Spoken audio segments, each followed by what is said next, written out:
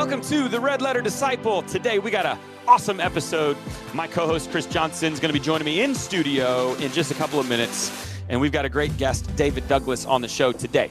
Our hope and goal with this podcast, our mission is that you would be challenged, inspired to be a greater follower of Jesus wherever it might be that you are.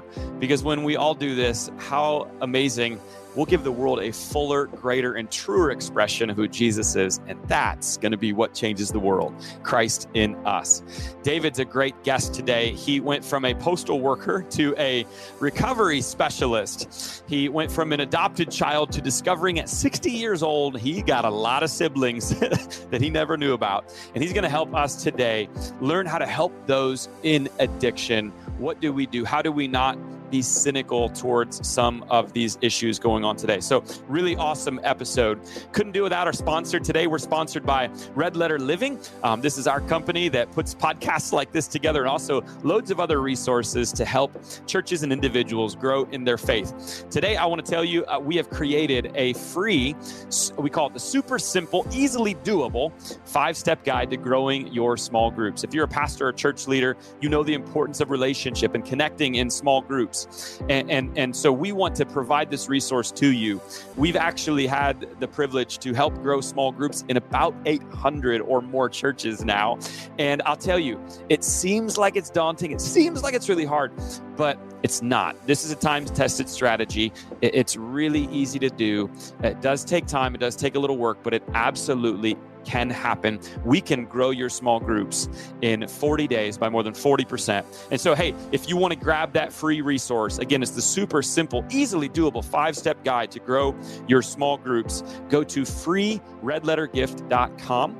Again, go to freeredlettergift.com, and that is our gift to you. And I hope that small groups at your church just blossom and grow as people grow in their relationship with one another and with God. Hey, if you like the podcast, if it's helpful or challenging or inspirational, whatever it might be, if it's good for you, will you do us a favor and will you give us a 5-star rating on whatever platform? Will you leave a review and then will you share it on social media and with someone that you think could use this episode? All right, without further ado, let's do this. Chris, on the show today, we've got a really good friend of mine. I'm excited. It's David Douglas going to be joining us today. David is, a friend. He's someone that I got to know as I pastored the Cross in Mount Dora, Florida, and is someone that really challenged and inspired me. He was a postal worker for decades, and then all of a sudden started leading a recovery ministry, a recovery program in Lake County, Florida called Hand in Hand. And since then, he's come up with a beautiful program called Grit, God, Relationships, Integrity, and Truth, and even wrote a book on it. This guy is awesome. He's got a great story. I'm excited to dive into it. I'm excited to know that you have more than one friend. Well, there you go. So welcome to the show, David Douglas, everybody. Let's go, Dave Douglas. Thank you very much. My pleasure to be here. Yeah, it's great to see you. And here's the thing about Dave. He is actually getting ready right after this to go on an Alaskan cruise. Did you know that? For 3 weeks. And so he's spending an hour with us before he literally goes and enjoys God's beautiful creation up in Alaska. So wait a second. You live in Orlando. You fly from Orlando to what? Like Anchorage? And then you take the boat around there? What happens? I'm in Vancouver right now. Oh. And then we jump on a ship in Vancouver and cruise for a couple days, then hit inland and then off to another cruise, and multiple cruises. We're going to see it all. Yeah, so you're going to see some whales or two.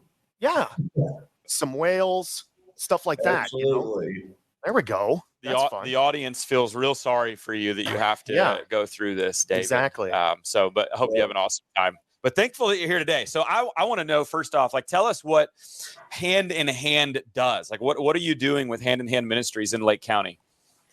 So Hand in Hand is currently an organization where we have long-term in-house faith-based addiction recovery facilities. Men and women who financially otherwise couldn't find recovery come to live with us for approximately a year. Wow. They work on their recovery. We have programming for them to go through. They earn their keep with us. They earn their recovery by helping us with social enterprise to keep money coming in. And we're just trying to give an opportunity to those who truly want to make a change. So I have a question for you, Dave, because recovery, Zach and I are both pastors, and addiction is, I would say, not only in the church, one of the toughest things that you have to deal with, because there's no like microwave solution. It's a very intense process. And then the other frustrating side to it is that you can be clean for 3 or 4 years, you have a bad night, and boom, you're back to day one.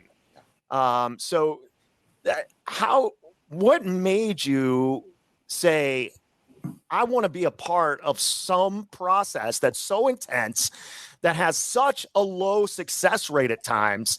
Like whenever I have to deal with it, I bang my head against the table. It's so tough what you do, Dave. What led you to this? Yeah, and you're correct. The statistics in recovery are not great. But what we're trying to do is attack this from a different direction.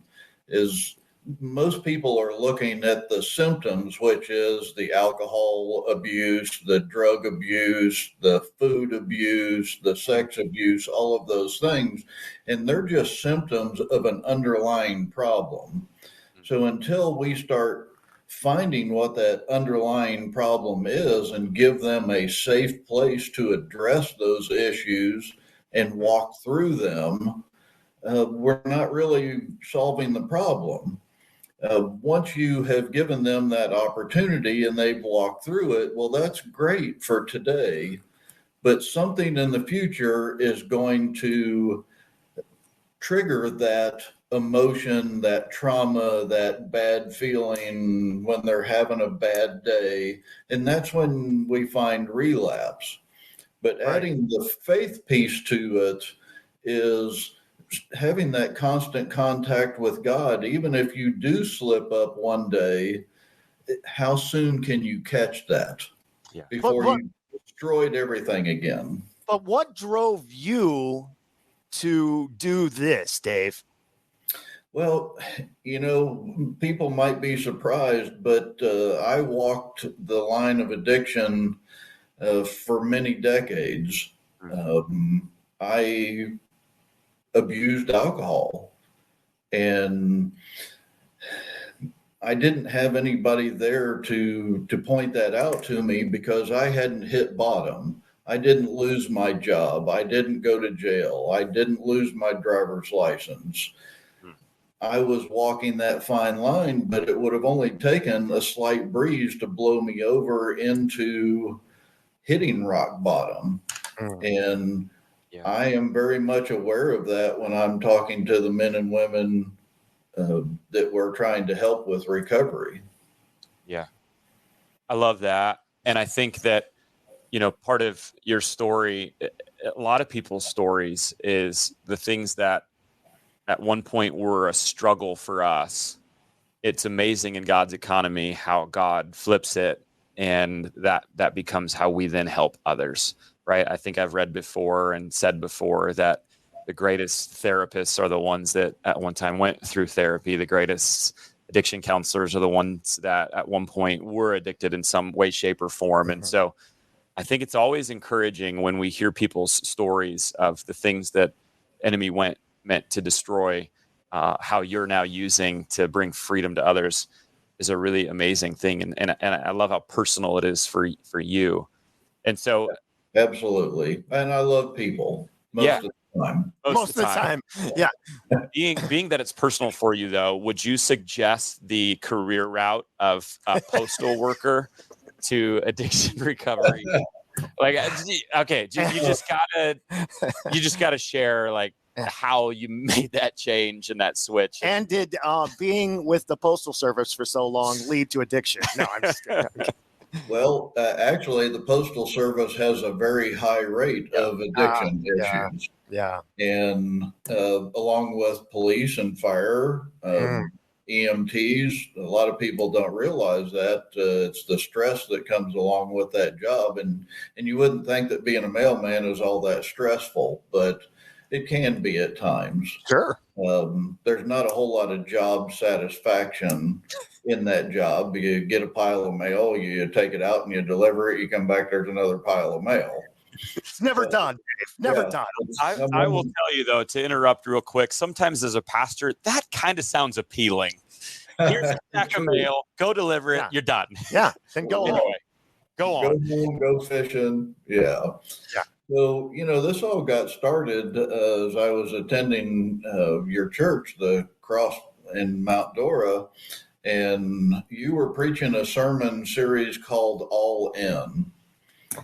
I'll never forget that day. You were asking for people to come up front if they needed prayer, and I joined you up front, and there was a young man that came up, and he was living in the hotel next door with his family, and he just felt like a failure. He couldn't hold down a full-time job. He couldn't pay his bills. He couldn't feed his family well. He's stuck in this motel living situation. And I was challenged to start meeting him for coffee an hour a week. And we kind of started working on this roadmap of recovery, something that I learned through Stephen ministry training. As we worked with this individual, we got him out of the hotel. We got him a full-time job. We got him, there was a car donated. And, of course, Zach asked me, can you teach other people how to do this? And I said, absolutely not. But God had another plan. And we just formed a small group there at the church called Hand in Hand. And we started doing outreach in the community. And next thing I know, I find myself sitting in the woods with a bucket of Kentucky Fried Chicken at a homeless camp, wondering how I got there. And wow. So again, Zach challenged me, knew I was coming up on a period where I could retire from my job at the post office. And he said, why don't we start a nonprofit and see what more we can do here in the community? And again, I said, absolutely not. But God had a different plan. And it became very apparent, very clear that this is what I was supposed to do. God didn't allow me to go through the things that I went through in my life for me not to use those to help other people. So that's kind of the story of how we got started. So, Dave, how many people you mentioned, or Zach mentioned, I think it was you that mentioned in the open that you have a men's house and a women's house, right? Correct. We currently have 4 houses with a total of 48 beds. Oh, wow. 48 beds.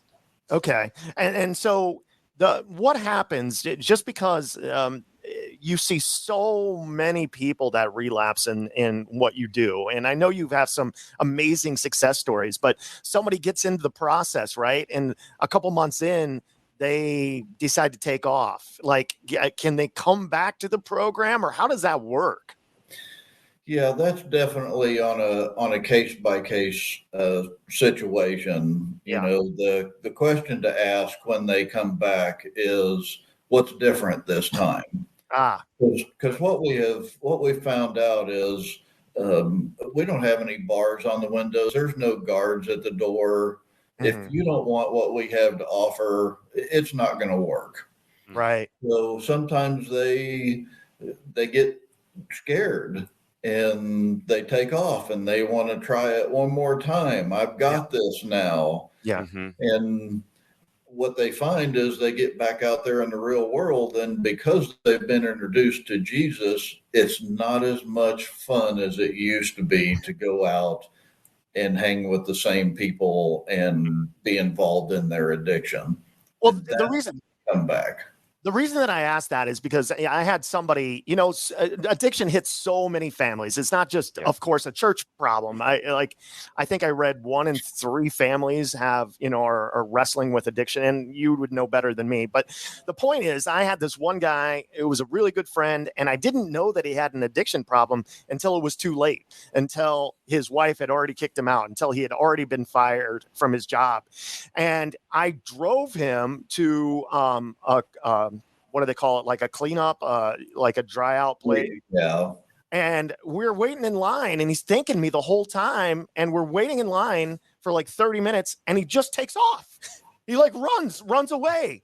And a few days later, like I chase him, but a few days later, like he got intoxicated and he got hit by a car, and I'm at the hospital. And he's like, next time, I'm telling you, we are going to go through it. I take him back to the same rehab place. And like 2 weeks later, he checks out. And I was just like, oh my gosh, Dave Douglas has the toughest job and all of in America, like that. But I know that you've had amazing success stories too, right? And that's kind of maybe what keeps you going in this world, this cynical world that says, okay, maybe 15-20% of these people might actually recover. I'm sure you've got some victories that God has presented to you in hand. Right. And can we help one person? Mm-hmm. Right. It's kind of a deal I made with God in the beginning of this, right? Is just let me help one person. Well, he has a much bigger plan than that. We have been able to help one person, and 2 and 10 and 20 and 50, just because of the different way that we're approaching this. So many people ask what's our success rate, especially where in a program where they're with us for a year. Yeah. I don't know. What's God's success rate with me? How would he look at that? Yeah. Well, yes, I'm much better than I was 2 decades ago, but have I reached success? And what we try to concentrate on is a retention rate. We run between 70 and 75% retention rate in our program for the entire year. They graduate, they move on. But it's taken us almost a decade to get to a point where we're having those types of statistics. Those are amazing numbers in such a difficult field. I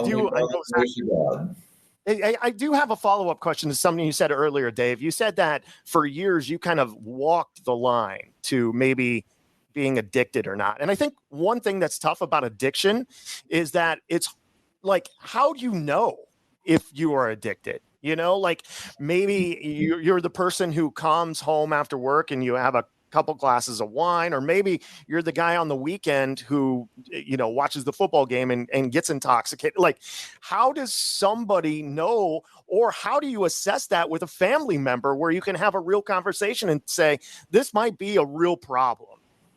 When it starts taking more than it's giving. Okay.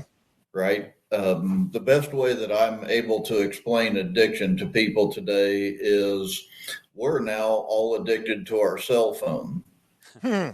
When we first bought a cell phone, it served a purpose, right? It was for us to be able to be mobile and stay connected.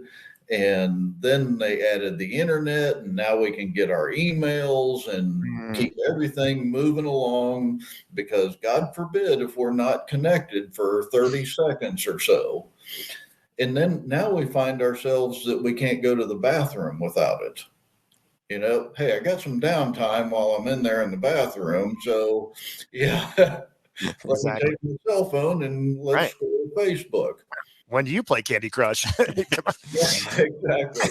So when I go to speak to groups of people, I'll ask somebody in the audience, give me your cell phone. And I take it and I act as though I'm going to walk out of the room. And then I come back in and I ask them, so how did you feel when I took that phone away? Well, I wasn't sure you were going to bring it back. And how was I going to make it through the day? And did I need to go to the phone store and get right? This is how you know that you're addicted. And we're all addicted to something. And maybe it's just as simple as a cell phone. So in your story, did you feel like it ever got to the place where it was taking more than giving, or what made you, because I heard you say that, yeah, it would be a light breeze that potentially could knock you over. Yeah. What was it that kept you from getting knocked over before it came? And I'm assuming maybe you use the words, and I know I've heard them, functioning alcoholic, that I think there's a lot of functioning alcoholics that probably are in fact addicted. But what was it for you that kept you when you're so close to going over the edge? Was there something that happened in your story that kept you from falling over? Yeah, dumb luck. Honestly, I mean, I hate to say that. Only by the grace of God did I survive all of that. Getting pulled over when I was drinking. I didn't get pulled over. You know, I think in the long run is God had a plan for all of this, and as I started putting hand in hand together, I had to ask myself some tough questions. Right? What did taking a drink of alcohol ever do good for me? Yeah. Nothing. I thought I was having fun. I thought I was joining the party. I thought it made me more relaxed. But can I do that without alcohol? You seem pretty relaxed. Yeah. I'm on vacation. That's why I'm relaxed. Yeah. You should see me at work. Right. Yeah, I want to get to another part of your story here soon, but a couple of quick pieces. You know, I heard the taking more than giving, and so the way I've kind of described sometimes things like cell phones and things that we can be addicted to, even sex abuse. I know that you've dealt with that at the program as well. Is some of these are God's gifts to us, and they're terrific servants, but they're terrible masters.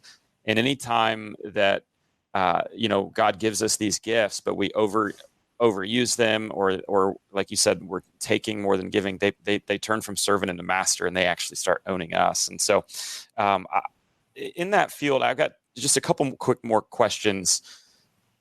I do want to, are there steps that we can take? Chris hinted at it earlier, but I want to press in a little bit more to not be so cynical, because I know I can be that way when it comes to addiction and helping. And it's really easy for me to say it probably won't matter. They're probably going to, how do I guard my own heart to fight against cynicism? How do you do that in your profession? You know, that's a really good question. We live in a cynical world. Yeah. And what is causing that, especially in the arena of addiction, is people are saying, well, at least I didn't do what that person did. Yeah. Right? I'm better than them because I only got a DUI. I didn't lose my job, so I'm not as bad as them. Comparison's a rascal.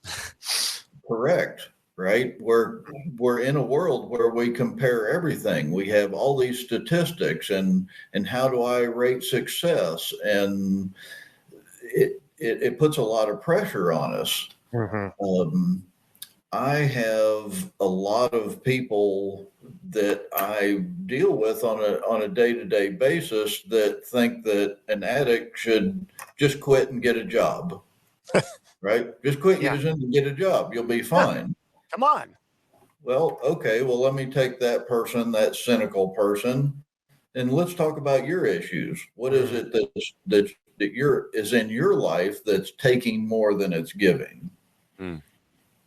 So I have to understand that not everybody is going to see it the same way that I do. I have a huge battle with our government right now, who's throwing billions of dollars at this recovery problem that we're having, this addiction problem that we're having in our country. But yet a person like me for Hand in Hand can't get any of that money because we won't use medically assisted treatment. Right. So now maybe I'm coming to the cynical side because I don't agree with, right? Let me tell you how to get off drugs.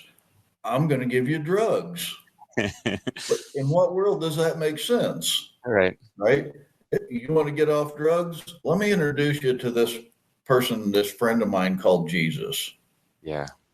Let's talk about getting back to your original design. Let's not be so worried about all of the things that you did while you were controlled by that addiction. Let's start talking about what you're going to do. Because the people in your life that love you and care about you, all they want is for you to be better. Mm-hmm. But the person that's been addicted and has maybe stolen from them or abused them in some way, they think that they'll never be able to make up for that. And the loved ones just want them to be better. So cynical runs the full circle in all of that. Gotcha. So I think I heard a lot of things. I heard that how we have to stop comparing. I think that's such a huge issue. Zach does that with me a lot. And I've recently I compare a lot. I've recently got him to kind of cool off. I appreciate your words there, but stop comparing. And then I think I heard in there a lot too of looking a lot of places. Look at someone else's story. Look at your own issues.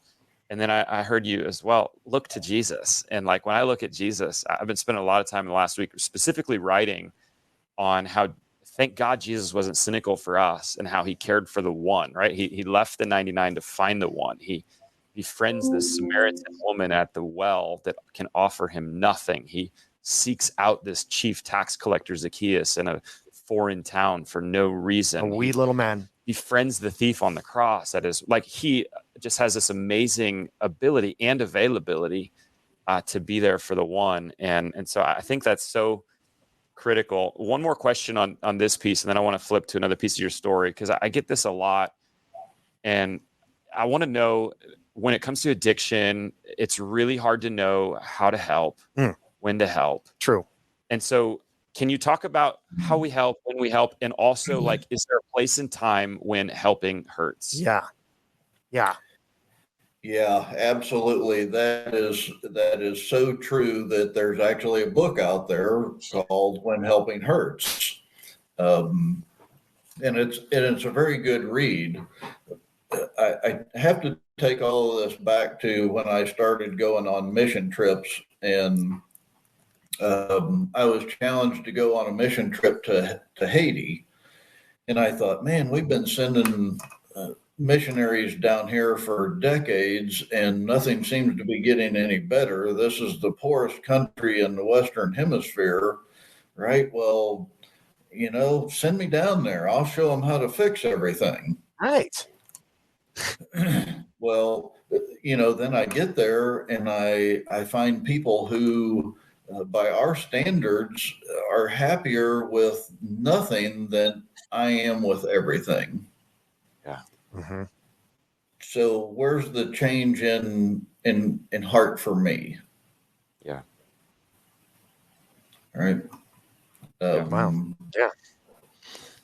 Yeah, I remember doing the same thing in Panama. We get down there to go build homes, and all the kids are like, they don't even have a soccer ball to play with. And, we've got our high school kids down there that they can't get phone coverage, and, they're depressed because they can't. And these kids are kicking around like a deflated soccer ball, and all of them are smiling and laughing and hugging. And I'm like, what are we doing wrong? Yeah. Absolutely. Right. Right back to that comparison thing. Yeah. Mm-hmm. Yeah, that's good. As a pastor, like, I think one of the things that I loved so much about your story is, and I see where Hand in Hand is today with 4 recovery homes, almost 50 men and women it's helping at any given time through a year-long program, which is insane and incredible. But it didn't start there. And here's why, like, I knew there was something in you because you came up to pray with that man, and then you started meeting with him weekly. And I didn't even know that you were doing this probably till 6 months after you were doing it. And after you came up and said that, I was like, I thought, that's incredible. And so anyone that's willing to take on someone like that is someone that, as a pastor, I wanted to throw my full weight and full support into. And so it's really cool to see it go from I was helping a person to then we formed a small group that helped a few people to then we looked in the community, not to force anything, but just how can we be a blessing to our community through your gifts. And then it became a home, and then 2 homes, 3 homes, 4 homes. And yeah, it is hard. And there's people that relapse, but it's so fulfilling and rewarding, even just to get the one. And so I love that. I want to pivot to a crazy part of your story, probably the wildest part of your story. So you can explain it, but the way I kind of interpret it is that you reluctantly spit on a swab to find out more about, someone wanted you to find out more about your family, or if there was any more family in your background, and you kind of reluctantly did it. And you found some stuff. Just go from there and tell me if I'm wrong. And this is why we don't. I might have found a thing or two. Definitely not what I was expecting. I was adopted at birth, and the world tells us as adoptees that we're special, lucky, and chosen. I think they're trying to make us feel better, right? I was chosen because at some point I was not chosen. So I should be lucky, and now I'm special because of that. And then we're also told by society that we should be grateful because we're one of the lucky ones. We were adopted into a family, and we didn't grow up in an orphanage, and we weren't shipped from home to home. And all of that is very true. I feel very lucky in that circumstance. So my wife had actually, one of my daughters did a DNA test, and it turned up a second cousin that she didn't know about. So this was early on in DNA mapping, and my wife said, well, it's probably a mistake. I'll just take a test myself. So she did, and it came up as a first cousin for her. Well, it turns out that one of her aunts had a child and gave it up for adoption, and some of the older relatives knew about it, but nobody ever spoke about it, right? And back in the day, 5-6 decades ago, nobody talked about this stuff. It's over, it happened, move on. So we actually went and met that cousin. And in that meeting, speaking with him and telling him a little bit about my story, at 60 years old, as I didn't want to know what I didn't want to know. I didn't want to find out my father was Charles Manson. I didn't want to find out that I was the product of rape, as many people have found now doing the DNA mapping. And he gave me a piece of advice. He said that make sure, if you start your search, make sure you know who you are, because what you're going to find is biological information. It does not change who God made you to be. That's good. And I thought, wow, that's some really good advice.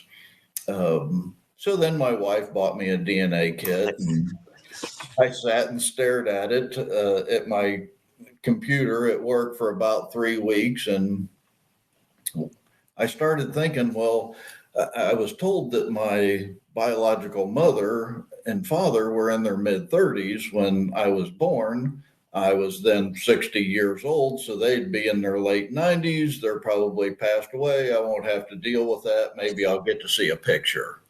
Yeah. Right? So I submitted the DNA, and it took us about 6 months to really trace this down. And then one of my brothers, as it turns out, took a DNA test. Yeah. And all of a sudden it pops up on my DNA site that I have a close relative. So I got in touch with this brother, and he said, look, none of this makes any sense to me. There's a very small period in there where you could fit, but I can't believe that I wouldn't know about it. So he said, I'll do some research and see what I can find out. So 2 days later, he called me back and he said, well, I'm sure you haven't slept in a couple of days. And I'm like, well, yeah, I'm kind of curious at this point. And he said, well, I got some information for you. He said, how you doing, brother? Oh, wow. And I just saying it right now makes the hair stand up on my neck. Yeah. And so he asked me what information I knew, and I told him a little bit of the backstory, what I thought I knew. And he said, yeah, you're right. You have 3 half siblings. He said, but what you need to know is there's no halves in this family. Oh. He said, our mom was, in 1958, was a widow with 3 young children, and she got pregnant with me.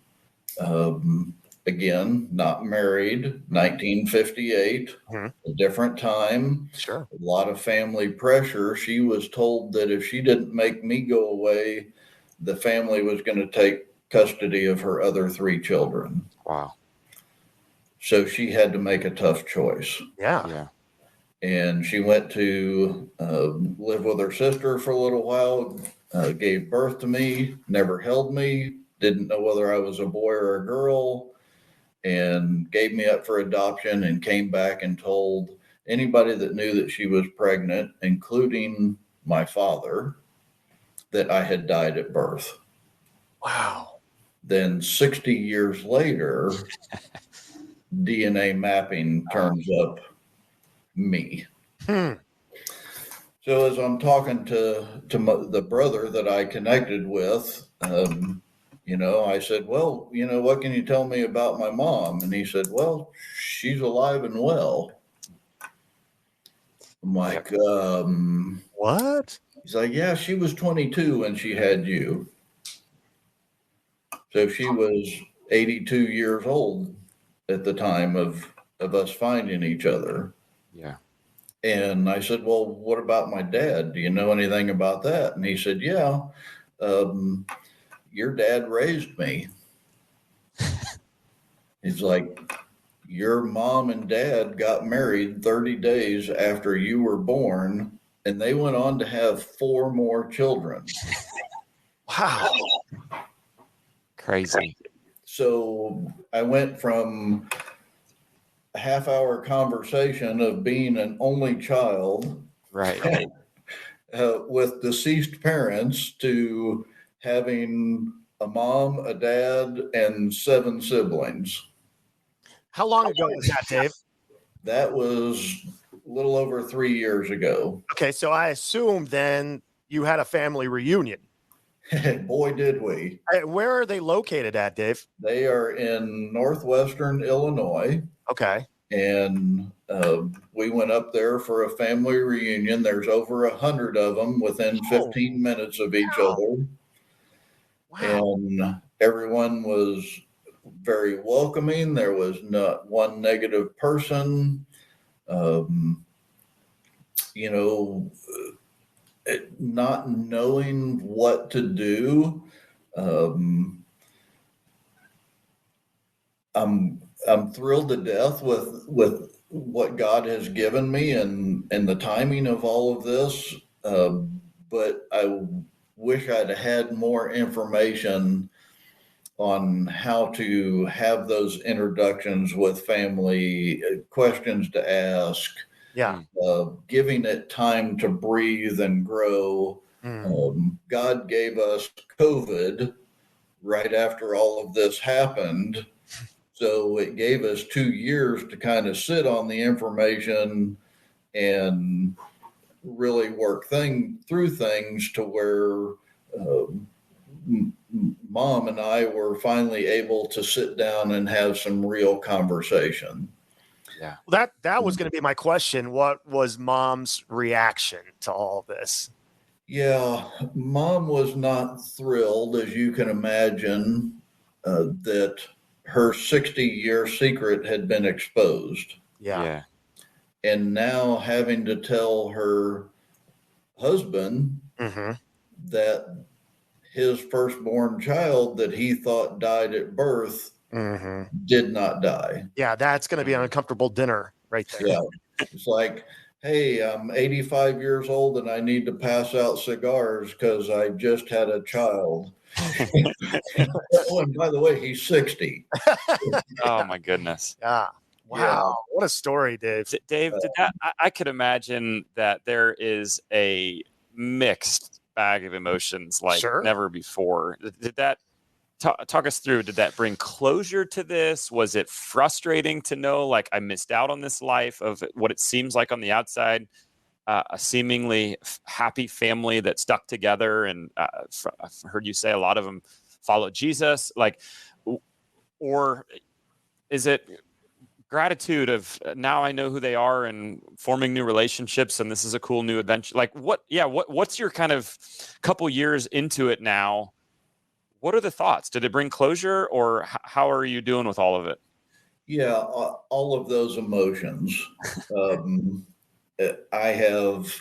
think the best thing that I did was I started writing all of this down. We teach our men and women in recovery to journal because thinking it is one thing, writing it down is another thing. Really helps you put your thoughts together, which this is turned into a book that's going to be coming out this fall. My whole adoption story, I'm hoping that it will help other people on that journey and how to navigate all of that. I think we need to do a better job of helping them.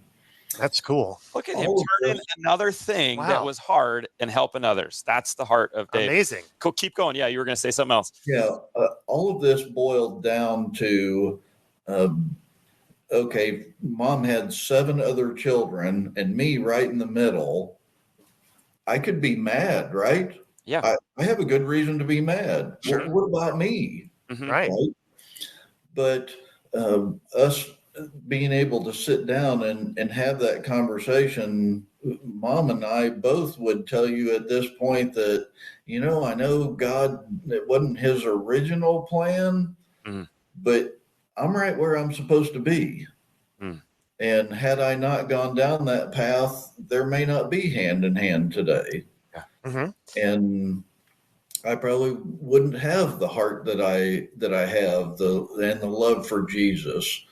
The question I had to ask myself was, if I was 22 years old, a widow with 3 children, and pregnant out of wedlock in 1958, would I have made a better decision?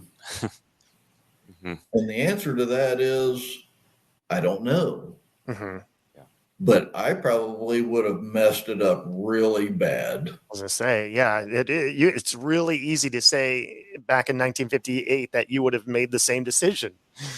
Who knows? Right. Yeah. I don't know. But I could not blame my biological mother for any of this. What I had was empathy for her situation and admiration for her carrying that pain all by herself for 60 years. Now, she didn't want it to come out. Yeah. Right?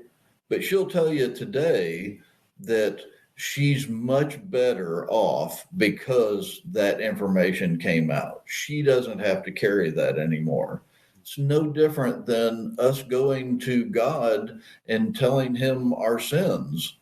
And we have the option to be able to lay those sins at the feet of Jesus and walk away from them. He'll handle them. He'll take care of them. We don't have to do it anymore. I'm thinking of on the spot here. So, I don't know how far into the book you are, but I remember a biblical story of an eighth person that got left out. His name was David in the Bible, and your name's David too. I think that's pretty cool. And I like that. I remember a sermon title, and I think there's even a book out there called "I Am Number 8." And I think you could write a chapter or something like, "No, I really am number 8." But I think there's a lot of similarities in Old Testament David and you, David, of being left out and being overlooked, and yet still God saw you, and God had an anointing on you. Having a girlfriend named Bathsheba. Well, no. Oh, that's Old Testament. Yeah. Sorry.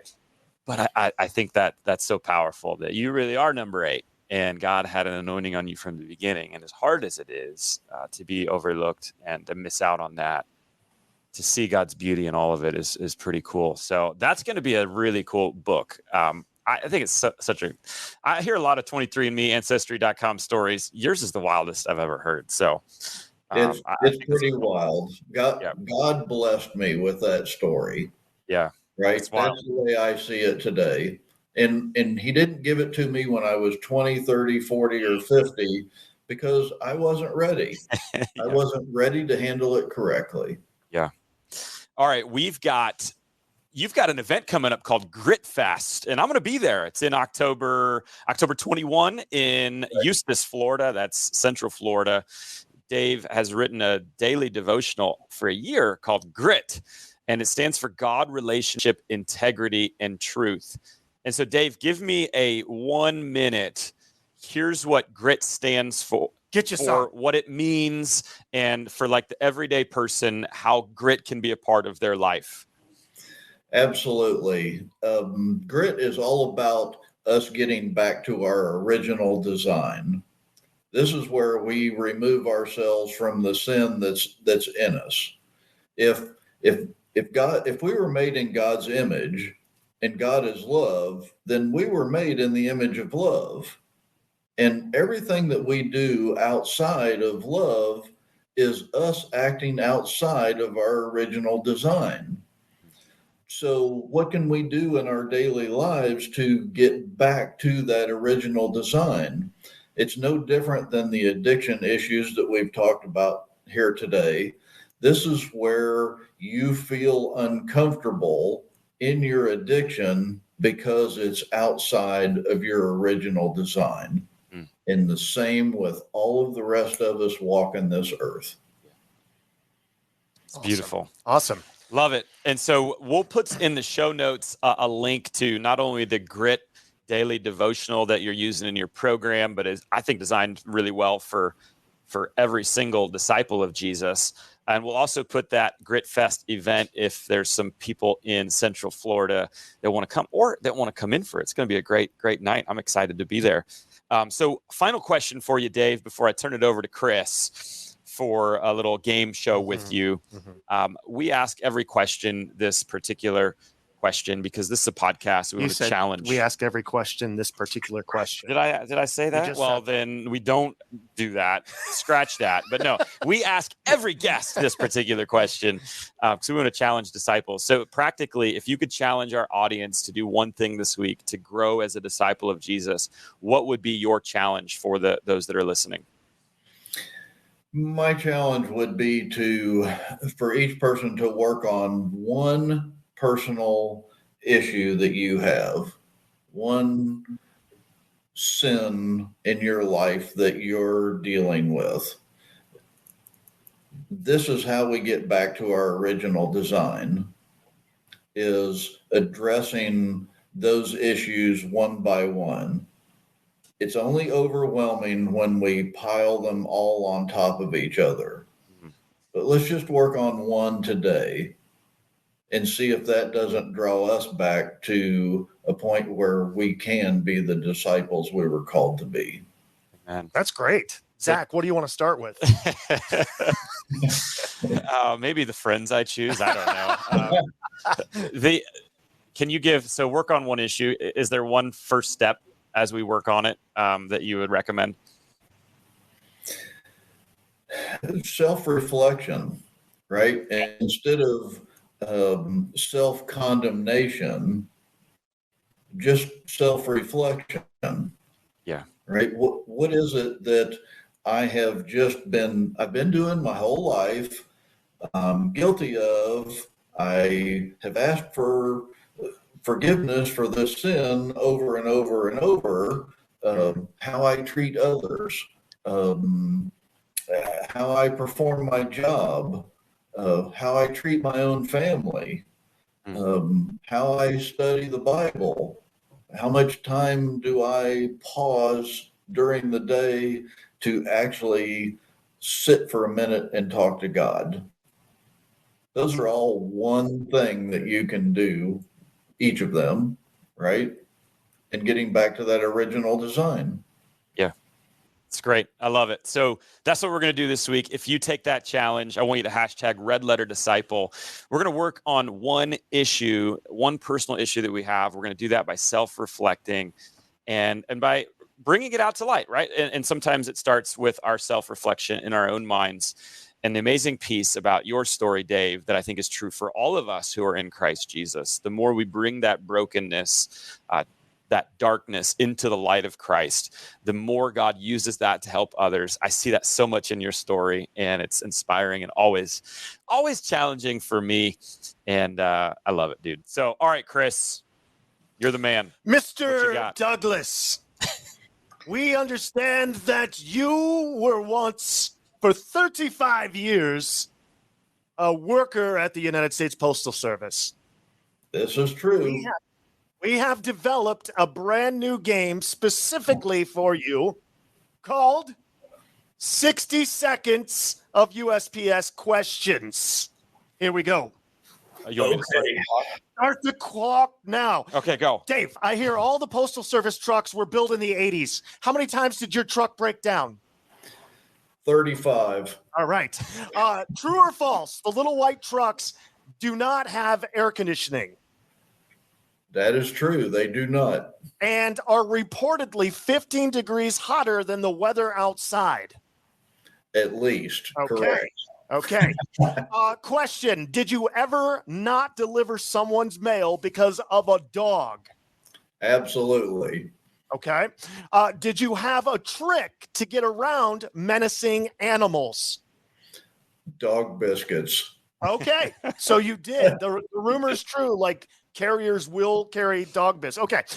Dave, what's the greatest gift you ever received in the mailbox from a customer in 35 years? Oh, wow. That's a really interesting question.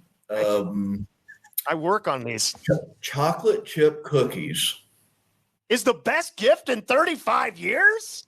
Absolutely. You know, people can put money in a card. Yes. They can go out and buy something, a new tie or whatever it might be. But you know, the chocolate chip cookies, somebody actually took the time to sit down and make. So you're saying your love language was chocolate chip cookies and food? Well, of course, yes. My love language is gift cards and words of affirmation. That's all right. What's the craziest story you have in 35 years of working USPS? Will conclude our game show. Oh, you're not going to believe this one. Since we talked about addiction, I may have overindulged the night before. So I was out on my route and I had pulled off the road, backed into the woods a little bit, back when we had the little small Jeeps, and I had laid across the steering wheel and taken a short nap. Right. Well, evidently somebody in that neighborhood drove by 4 or 5 times and I hadn't moved, so they thought I was dead. So they called the post office to tell them that I was out there in my truck dead. Oh, you got to make a delivery. We got one down out here. So I went back to work and was out delivering the mail, and my supervisor came pulling up and said, "Are you okay?" And I'm like, "Yeah, why?" It's like, "Well, we got a call that you were dead." And I'm like, no, I'm delivering the mail. Everything's fine. So they said, okay, great. They pulled away. And when I got back in my mail truck and looked in the rearview mirror, I had a steering wheel imprint across my forehead. You can't get away with that stuff now, Dave. They've got tracking on all those trucks. I know. You were in the golden days where you could take a nap if you needed to. Yeah, a little embarrassing, but true story. That's funny. I'm going to issue a second challenge to everybody. And here it is. After hearing the greatest gift in 35 years was a chocolate chip cookie. Yeah. Which, cool, great. We can do better than that. I think everybody treat your postal worker, bless your postal worker this week so that when they're on some podcast 40 years from now and they ask what's the best gift, it's yours this week. That's right. Because we got to treat our postal workers No better. kidding, man. And let's keep the dogs inside. Yeah. Come so on. Anyway, all right, David Douglas, if people want to connect with you, want to find out about Hand in Hand, anything you got going on, where can people find you these days on the digital space? They can find us at addictionhelp.solutions. Addictionhelp.solutions. There you go. And on our show notes as well, redletterpodcast.com, we will have all the links for all of that, including Dave's Grit book, the Grit Fest event coming up, and Hand in Hand, and how to check in with them and see all that they're doing. I want to say it's a privilege, man, to have you on, to hear your story, what you're doing. And I really believe that what you're doing ought to be done in many other places. Can I make one suggestion, though? Can I just make one suggestion? Every time you say Grit Fest, I think that you should have like Shrimp and Grits Fest or something like that. Like there should be some kind of food added to it. Well, you may be addicted, Chris. I actually really like that idea. Love it. So anyway, all right, Dave Douglas. Hey, you go to Alaska, my friend, and enjoy 3 weeks. You earned it, and I hope you have an awesome time. God bless, Dave. Thank you. Thank you. Great to see you guys. Good to see you.